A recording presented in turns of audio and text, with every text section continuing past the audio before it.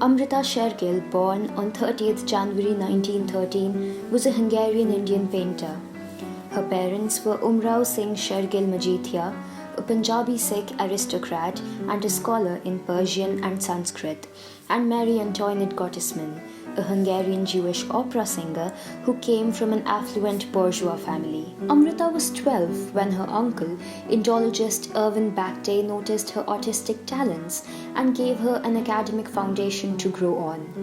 When she was a young girl, she would paint the servants in her house and get them to model for her. The memories of these models would eventually lead to her return to India. In 1921, her family moved to Summerhill in Shimla, and Sher Gil soon began learning piano and violin, and by the age of 9 she was giving concerts and acting in plays at Shimla's Gaiety Theatre. Though she had already been painting since the age of 5, she started learning painting formally at age 8. At 16, Sher Gil sailed to Europe with her mother to train as a painter in Paris. Sher Gil's early paintings depict a significant influence of the Western modes of painting, more specifically the post-impressionism style. Her 1932 oil painting Young Girls came as a breakthrough for her. The work won her accolades, including a gold medal and election as an associate of the Grand Saloon in Paris in 1933. Her work during this time include a number of self-portraits as well as life in Paris, nude studies, still life studies, and portraits of friends and fellow students. When she was in Paris, one of her professors often said that judging by the richness of her coloring, Sher Gil was not in her element in the West and that her inner personality would find its true atmosphere in the East. Sher Gil returned to India at the end of 1934. In India, she began a quest for the rediscovery of the traditions of Indian art, which was to continue till her death. She was greatly impressed and influenced by the Mughal and Pahari schools of painting and the cave paintings at Ajanta.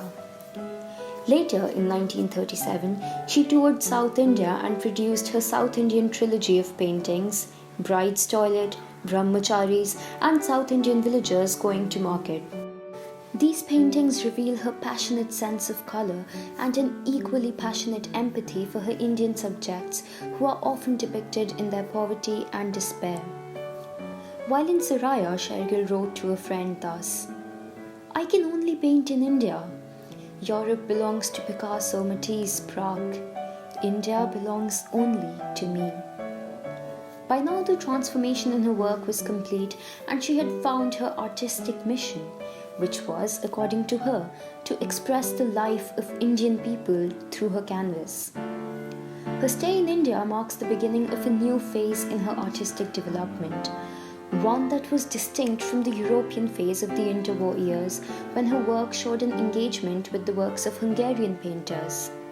Sher Gil's art was strongly influenced by the paintings of the two Tagores, Rabindranath and Abanindranath, who were the pioneers of the Bengal school of painting. Her portraits of women resemble works by Rabindranath, while the use of chiaroscuro, the contrasts of light to achieve a sense of volume in modeling three-dimensional objects and figures, and bright colors reflect the influence of Abanindranath. It was during her stay at Saraya that Sher Gil painted the village scene in The Ladies' Enclosure, which is the second most expensive Indian work of art to be sold globally, and Siesta, all of which portray the leisurely rhythms of life in rural India. Although acclaimed by famous art critics as the greatest painter of the century, Sher Gil's paintings found few buyers. Although from a family that was closely tied to the British Raj, Sher Gil herself was a Congress sympathizer. She was attracted to the poor, distressed, and the deprived, and her paintings of Indian villagers and women are a meditative reflection of their condition. Her paintings were at one stage even considered for use in the Congress propaganda for village reconstruction. In 1941, at age 28, just days before the opening of her first major solo show in Lahore, Sher Gil became seriously ill and slipped into a coma. She died around midnight on the 5th of December 1941, leaving behind a large volume of work. The reason for her death has never been ascertained. A failed abortion and subsequent peritonitis have been suggested as possible causes for her death. Sher Gil's art has influenced generations of Indian artists, from Syed Haider Raza to Arpita Singh, and her depiction of the plight of women has made her art a beacon for women at large, both in India and abroad. The Government of India has declared her works as national art treasures, and most of them are housed in the National Gallery of Modern Art in New Delhi. Sher Gil was able to prove to Western societies that Indians were able to make fine art. Her work is deemed to be so important to Indian culture that when it is sold in India, the Indian government has stipulated that the art must stay in the country. Fewer than 10 of her works have been sold globally. And that was the story of India's Frida Kahlo, Amrita Sher Gil.